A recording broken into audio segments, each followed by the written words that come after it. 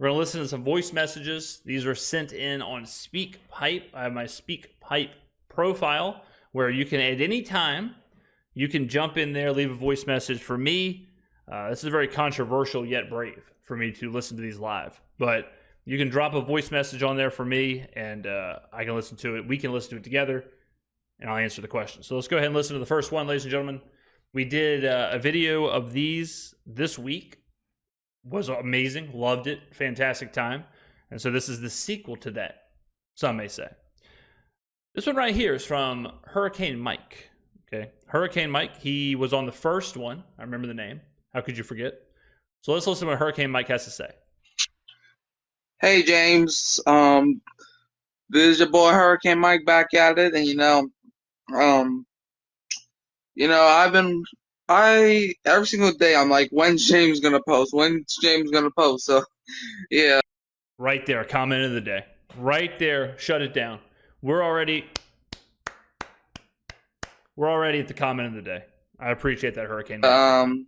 You can just say I've been waiting to do this. I know I was in the first episode, but I've been an actor, you can say, my whole life. In fact, okay, I'm getting into acting, but a thespian. I mean, there's some twists and turns here. There's some twists and turns in Hurricane Mike's voice message. I mean, we got an actor on our hands here, a thespian. He's on the theater, ladies and gentlemen. I mean, unbelievable. The Saints, we gotta stop acting like the Saints are a terrible team. We gotta stop acting, and that's something I've been doing my whole life, basically. And I might. We're all acting one way. I mean, we're all acting one way or the other, right? A very few number of us truly get to just waltz through life 100% authentic. Do my career, but we gotta stop acting like the New Orleans Saints were terrible last season. Yeah, sometimes their car played so bad, and the offense as a whole played so bad that you wanted to take chopsticks and stick up your end.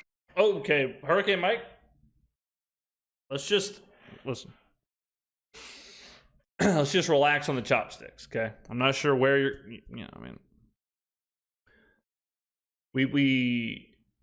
This is live. This is the risk you take live, going live right here. So we got a chopstick situation on our hands. Literally, no pun intended. I have to let him continue. And stick out your eyes, or take your eyes out like chicken or whatever. But we gotta stop acting like the Saints are a bad team. Like, let's be honest. Like, if a couple games go our way, we're a 10, 11, 12-win team. Jesus. So, yeah, I mean, it's all about this, that, and the other.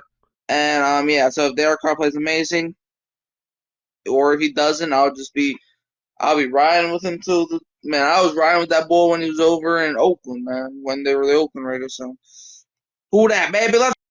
Oh my God! What an absolutely! I mean, what a shocking turn of events. We had the chopsticks, we had the thespian, we had the acting. I didn't know where the chopsticks were going. I would have never guessed they were going into the eyeballs. We had a chicken drop.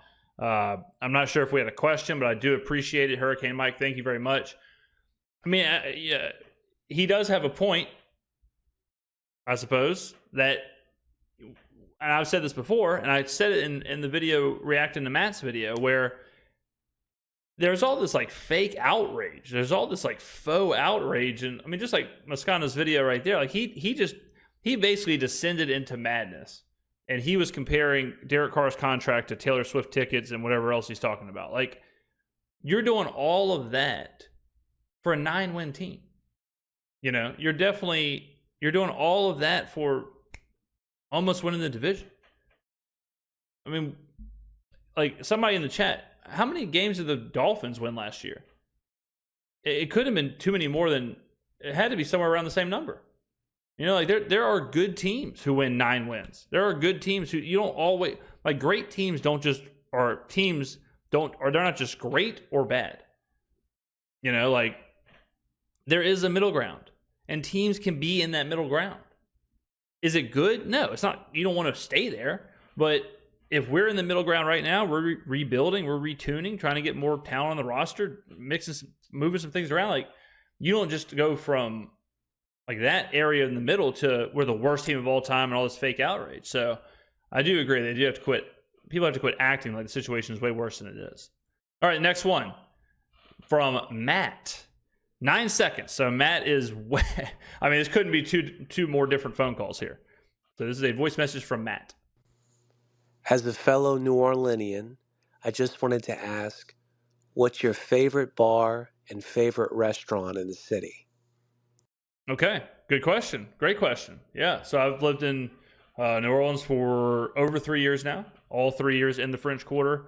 Obviously, huge, food scene, huge bar scene, and I definitely partake in both. I definitely, when I first moved here, a huge thing I wanted to do was really experience the city. So I walked around all the time. I was like on Saturdays, if I had nothing to do and it was good weather, I would just go walk and I would try different bars and different restaurants. And, I did that a lot. And I still do that to this day. I mean, it's harder to find new bars and new restaurants now after living here for so long. But so my favorite bar, I like a bar that you can sit down and it's, the aesthetic is pleasing. It's clean. It's, it doesn't have to be nice, but I like it to be a bar where I can sit down and relax and it's aesthetically pleasing. It's not a dive bar. I'd go to dive bars, but I wouldn't pick that as my favorite bar. I don't want it to be so fancy to where I can't go in there wearing a hat or shorts or whatever else. I just want to be able to walk in, go to the bar. I also like when a bar has a TV because I like to, watch the games and keep up the games and all that stuff. So one bar that I really, really like, and also you want good drinks too, right? So one bar I go to all the time is a bar called Curio. Curio is also a restaurant, but I love the bar. It's on Royal Street. It's on the corner of Royal Street. You can sit at their bar, beautiful bar. They have 2 TVs, great drinks, great drink menu, and half of the building is basically outside. So you can kind of like watch people walk up and down Royal Street. It's a really nice scene, really nice aesthetic. Another one of my favorite bars, I'll give you 2, is a bar called Dovetail. Probably the best drinks in the city, probably the best bartenders in the city. As far as just a bar, I love that bar. Doesn't have TV, so it's not like you wouldn't go there to watch the games, but if you just want a good drink, it's a super cool building, super cool setup. Love those 2. Favorite restaurant, top to bottom, best meal I've probably had in the city. It's probably a restaurant called Irene's down in the French Quarter. It's an Italian restaurant, but that's probably the best just meal I've had. So those come quickly to my head, but there's so many you can't go wrong. Mr. B's Bistro, fantastic restaurant. I do like the Carousel Bar in the Monteleon, Sazerac Bar in the Roosevelt. Let's see, yeah. So those are some good ones. So thank you for the call, Matt. This one is from Alvin. Could be Alvin Kamara. Could be AK-41. Who knows? Alvin, 13 seconds. So another nice and short one. Hey James. First off, how's it going? Hope you're having a good day. What's happening, man? I'm fantastic. I'm going live. I'm getting back to my roots here, doing some live streaming. I mean, just proving every day why we truly are the fastest growing channel in sports media. I'm moving to New Orleans soon for college. Okay. Could be Tulane. Tulane, obviously, in uptown New Orleans. Could be UNO, University of New Orleans. It's a little further out of the city. But got any suggestions on how to adjust, what it'd be like? Yeah, I mean, it depends on where you're living, obviously, but I would say if you are coming to New Orleans, if you're moving to New Orleans, the best thing you can do is adventure. Best thing you can do is just get out into the city, adventure into the city, get to know the city, walk around, try new bars, try new restaurants. There's an old quote from Anthony Bourdain that I think about all the time, and it's like a super long quote, but it's like, have the Negroni, have the oysters, and it's basically, he's saying just try things, just try new experiences, have fun. And all of that. And I agree. And New Orleans, that's the best thing. Just go do stuff you would never do. Go to the art museum. Go just sit in a courtyard and listen to a random jazz musician. Go eat something you never eaten. Go eat escargot. If you've never had a soft shell crab, eat a soft shell crab. If you don't like it, don't eat it again. But you got to try it. And if you love New Orleans will love you back. That is 100% true. So, just get into the mix, get into the city, go to the festivals. Like I said, I live in the French Quarter. I go to the French Quarter Festival every year. Do all the things. Go to the shows, go to the concerts, all that. So that would be my advice, just kind of getting used to New Orleans. Definitely be safe. I mean, it's definitely, everyone knows how New Orleans is, so be safe. Don't walk Don't walk at nighttime in dimly lit, seedy alleyways. Like don't be walking around by yourself at 1 a.m., 2 a.m. Stay in a populated area. Keep your wallet in your front pocket. You do all those things, you'll be okay. Be smart, head on a swivel, and you'll be okay. So yeah, but welcome. So it is the greatest. It is the greatest city in the world, but also at the same time is can be an absolute cesspool. So it's tricky to navigate, but NOLA is Gotham City with no Batman. That is so true. That is the truest thing I've ever heard. My girlfriend is going to New Orleans for a bachelorette party in October. Is it over for me? Thoughts? It's not good. I'll tell you that, Bucks. It's not good. It's not good. If she's, good. Godspeed. But if she comes back, I'd call it a W. I'd call it a win. All right, next one from Anonymous. Could be a person, could be the infamous hacker group. We don't know. 9 seconds, so nice short message. Let's hear what they have to say. Hi, James. Big fan. Why do you have a I appreciate that, my man. red line across your eyes and your logo? Thank you. Good question. So it's so interesting how this kind of stuff just kind of evolves, just kind of plays out. Like when you first create a channel, and my channel created, it has to be every bit of 10, 12 years ago now. But when I first did the logo, you always bounce in between, and Bucks knows this more than anybody, but you always bounce in between like logo ideas. And at one point, logos were like really cartoonish, and they were just kind of like, they were almost like a balloon art of your name with like a football or something in there. And then that changed, and then people kind of went to their profile picture and then whatever. So I decided a long time ago to just do my picture as like me, but I didn't want it to be just a headshot because that's kind of weird. So I landed on a drawing. The actual image is a sketch. It's a picture of me, but it looks like someone drew it with a pencil. But it doesn't look great in the small circle of like a YouTube icon. So I had to put some color on there. And again, this is like on a trial version of Photoshop 12 years ago on a computer that barely even ran. So I had to put some color on there. So I ended in every single talk show host or comedian or whatever always puts the X on their mouth. You always see it. It's like, like the duct tape on the mouth thing. It's like it's so played out. So I did it over my eyes because that's a symbol of like you're blind, but you're kind of all seeing, but you can't see at the same time. So it was kind of a play on those two things. It was a play on not doing the mouth, doing the eyes, which is a complete opposite of the mouth. And then the old school like Tibetan monk thought of, even though you can't literally see, you can figuratively see everything. That was the mindset. And the red looked good on the YouTube, with the YouTube icon and all that stuff. So it just stuck, and I never changed it. And that's it. So that is the genesis of the logo and all that. There's really not much more to it, but I like it. I think it looks great. I really do like it. I like how now with the different channels, we have the different colors and all that. So there's stuff you can do with it. But I do like it. So great question. I was not ready for that question. I really don't think about the logo that much anymore. I guess I should, but great question. That was fantastic. Very good question. All right, this is from Rashad Jackson. 31 seconds. Let's go, Rashad. Rashad, is it playing? What's going on here? Rashad, hello? Yeah, we'll get back to Rashad. Rashad? Let's see here. So let's refresh. There we go. Hey, what's up, James? I respect Rashad. He's either parachuting out of a plane, or he's inside of an engine, or he's inside of a wind tunnel. He might be in a blast freezer. Rashad is working, obviously, in the middle of a shift, simultaneously sending in voice messages. Unbelievable dedication to the channel. Rashad, we thank you for your service. We got Clint Kubiak as our offensive coordinator, and if he has a successful season as our OC, won't he go get a head coaching job somewhere else? And if he does, how will we replicate the same success the following year? I feel like it'll just be like us having to start over every single year. So, yeah, man, I was just wondering, like, what the hell will we do next season?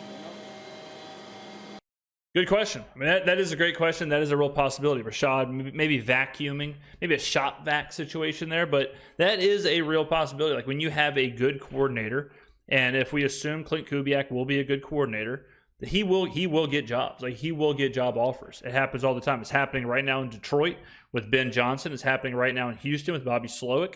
It happens all the time, right? So if you are a good OC, that you run the risk of that. And we kind of have a paradox where if Clint Kubiak is a good OC, the Saints are probably a good team. And if the Saints are probably a good team, you're not going to fire Dennis Allen, right? So it's harder to keep Kubiak. What you hope in that situation is that Kubiak instills the offense. You hope that Kubiak instills the offense, he instills the system, and he teaches his staff how to run the system. And you hope it's just next man up. You hope that in our situation, probably like Andrew Janoko, the quarterback's coach, would then become the OC. And then you just, until one sticks, and then that OC, the best case scenario is that OC would then become the head coach or however it played out, and you just kind of repeat the cycle. But yeah, I mean, it's a tricky situation because of Dennis Allen and because of how we did the Sean Payton thing. We replaced Sean Payton with Dennis Allen. Dennis Allen's a defensive guy. Best defensive coach in the NFL. But we didn't address Sean Payton. We didn't address the offense. And Pete Carmichael was a disaster. And it's kind of interesting to note, Pete Carmichael, he was a Saints offensive coordinator for 15 years. The Saints had one of the best offenses for 15 years. How insane is it that the OC of one of the best offenses in the NFL never, ever got a single job? That is crazy. That like the Saints offense was really good the whole time, and he never ever got an interview or a job. That goes to show you what Pete Carmichael was really doing. But I mean, it's a legitimate concern because of how we're set up. Because it's hard to imagine Kubiak being successful, but the Saints being bad enough to fire Allen, and then Kubiak, in that situation would become the head coach if he even wanted to be the head coach. Some coordinators are just coordinators. And then you hope that eventually what happens is you land somebody who, like a Sean McVay, who's just a head coach and a coordinator all wrapped up, and then you go from there. But there also is a possibility that Kubiak just wants to be a coordinator right now. Like Ben Johnson decided to come back to Detroit. So it's one of those things where it's a good problem to have. We'll see what happens down the road, but it's not crazy to be concerned about that. So good question. Good call. I hope whatever you're vacuuming up is clean. Our last one, Mr. Egypt, or M Egypt, excuse me, M Egypt. 1 minute and 12 seconds long. Okay, we got to refresh this as well. Hey James, how you doing, man? Doing fantastic. I hope you're fine. I hope you are doing well. Listen, I'm not an American citizen, as you can tell by my accent. And my English isn't so well, so I hope you understand what I'm about to say. Listen, I'm just gonna say that I like your content. I love what you do. Keep it up. Appreciate that. Really appreciate that. It's always interesting, like how M. Egypt said that his English isn't his first language or whatever, and he, I hope I can understand what he's saying. But to me, it's just like this is pretty good. Like there's an accent, absolutely, but there's nothing that, fantastic job. So I don't know how long you've been, you've been getting after it, but 10 out of 10. Great job so far. So good call. A lot of guts too. A lot of guts on, if English isn't your first language, to call into a show with thousands of viewers, and you put it out there and let it rip. So a lot of courage here. You like to see it. Good stuff. I'm not a huge football fan. I just started watching about 4 or 5 years ago. I think started at the pandemic of 2020. And I started watching football. I didn't have a favorite team, but I had a favorite city, New Orleans. Yeah, man, I love the culture and the food there, man. It's amazing. It really is. The food is unreal. All of that is fantastic. Absolutely fantastic. But when I started, I liked the history of the Saints, the struggle they had to overcome to achieve what they had achieved with Breeze and all the other, Sean Payton, everyone. Just want to ask you, what do you think make the Saints more unique than any team in the NFL, whether it's the fans or the roster? Great question. Good question. I think the Saints are very unique because of the fans and the city. The city is so unique. The people who live here are so unique. Everything about New Orleans is a very unique thing. Like to drive, I mean, I can't tell you how many times I'm just driving on a Tuesday or a Wednesday, and I see people in full, it looks like Halloween, where they're in full costume, or if you go to a restaurant at lunch, you never know what you're going to see. You can see, a bachelorette party all dressed up in one thing. You can see people with big hats and celebrating Mardi Gras or whatever. So the city itself is very unique. And because of the Saints' history with the city, especially with Katrina and Drew Brees and all that you talked about, there is a connection that is like beyond football. There's a connection that's beyond sports within this city. And it doesn't translate to like the Pelicans, or it doesn't translate to anybody else because of Katrina and Brees. Like I see pictures all the time. There was a picture on my Reddit, I think, or on the Saints Reddit, of the Superdome, because the Superdome was like a sanctuary city after Katrina, where everyone who lost their houses and couldn't get back to their homes because of the flooding, they all lived in the Superdome for a couple of days. And it was a horrible situation, and before they eventually got them out of there. But to go from that to then a few years later, you're playing NFL games in that same arena, and to just have the parallel of those two things happening in the same city. And then, of course, the redemption with Gleason, Gleason blocking the punt against the Falcons, and then, Brees arriving, and I'm getting chills just talking about it. But Brees arriving and bringing the Saints up, like that right there is what makes them unique. You throw onto that just the backdrop of New Orleans, the backdrop of the city, the backdrop of the music and the food and the parties and all that. So that is why I think the Saints are such a unique team and such a unique. The NFL wants the Saints to be relevant. New Orleans is not a big city. Like it's not New York, it's not Los Angeles, it's not Dallas, it's not this enormous city.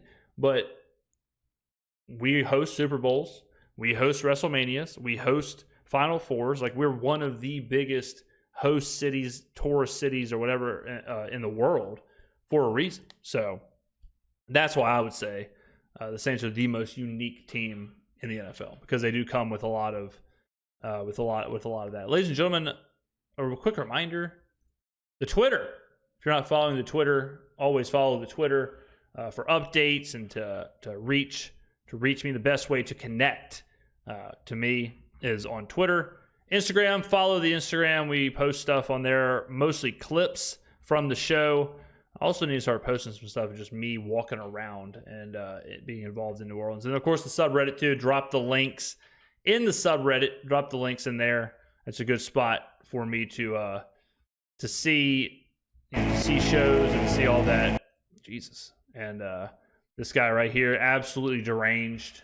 Whoever's posting this, Saints memes, drop this in the subreddit. I don't condone this kind of stuff, ladies and gentlemen, but what are you going to do?